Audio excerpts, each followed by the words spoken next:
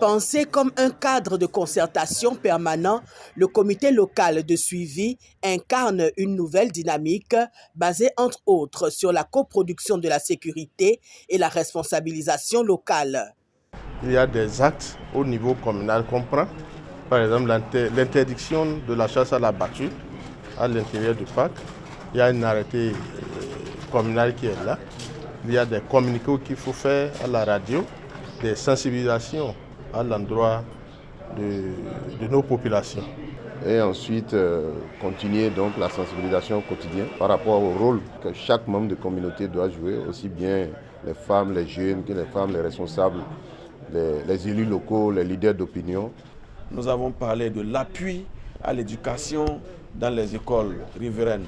Au parc, nous avons parlé de l'appui aux jeunes entrepreneurs agricoles qui cherchent à émerger à la périphérie du parc. Au-delà de la sécurité, c'est aussi le développement socio-économique qui est visé.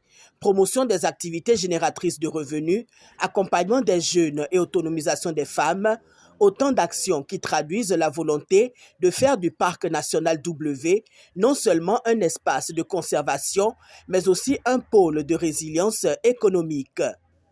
C'est un comité qui accompagne le gestionnaire, qui attire l'attention du gestionnaire sur ce qui doit être fait pour le développement des aires protégées. Nous devons réussir en équipe, parce que c'est toujours en équipe qu'on réussit. Nous devions faire de telle sorte que ce parc puisse demeurer notre patrimoine commun. Et c'est pour ça que nous devions forcément le co-gérer.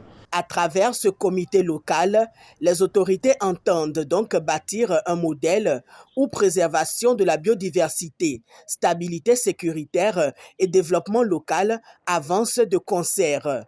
Une démarche qui pourrait à terme redéfinir les relations entre les aires protégées et leurs communautés riveraines.